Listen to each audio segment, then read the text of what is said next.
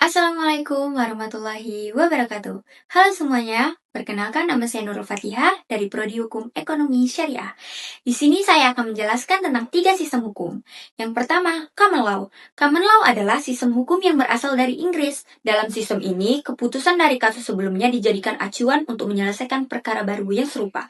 Jadi, kalau dulu ada hakim yang memutus satu perkara, maka hakim yang lain bisa memakai keputusan itu sebagai acuan di masa depan atau panduan di masa depan gitu. Peran hakim di sini sangat besar. Hakim itu bukan hanya menafsirkan hukum, tetapi juga menciptakan hukum lewat keputusan-keputusannya. Ini membuat hukum dalam sistem common law cenderung berkembang sesuai dengan situasi yang terjadi di masyarakat.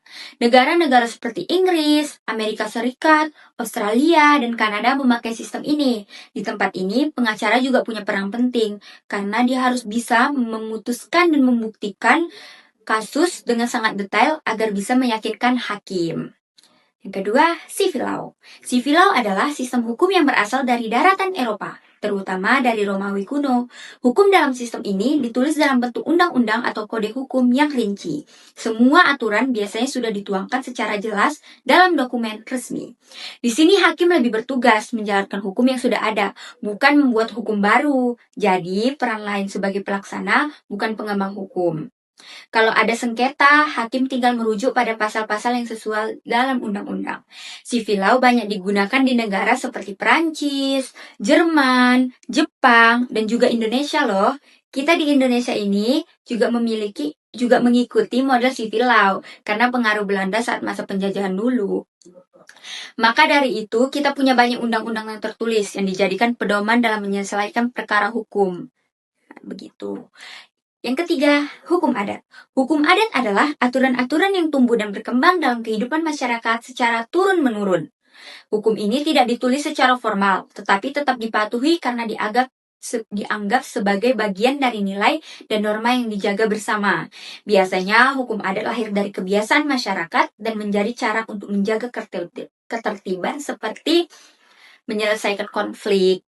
Contohnya, nih dalam masyarakat adat Indonesia seperti di Minangkabau, Bali, Papua, hukum adat masih sangat dihormati, terutama untuk hal-hal seperti pembagian warisan, pernikahan, dan penyelesaian sengketa tanah.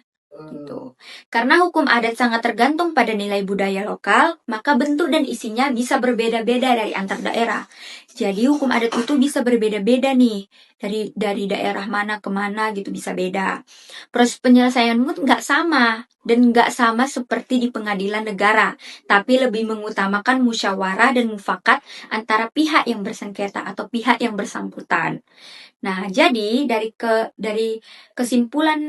kesimpulan dari 3 sistem hukum di atas, ketiga sistem ini punya kelebihan dan kelemahannya masing-masing. Banyak negara saat ini, termasuk Indonesia, menggabungkan unsur dari ketiganya di pengadilan.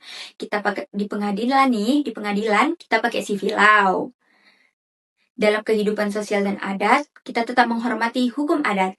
Dan di beberapa kasus, keputusan hakim juga bisa dijadikan rujukan sebagaimana dalam common law. Jadi, memahami ketiga sistem hukum ini penting agar kita juga tahu cara menyelesaikan masalah itu bisa berbeda tergantung tempat, budaya, dan sistem yang berlaku.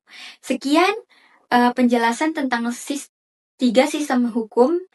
Lebih dan kurangnya saya mohon maaf. Wassalamualaikum warahmatullahi wabarakatuh.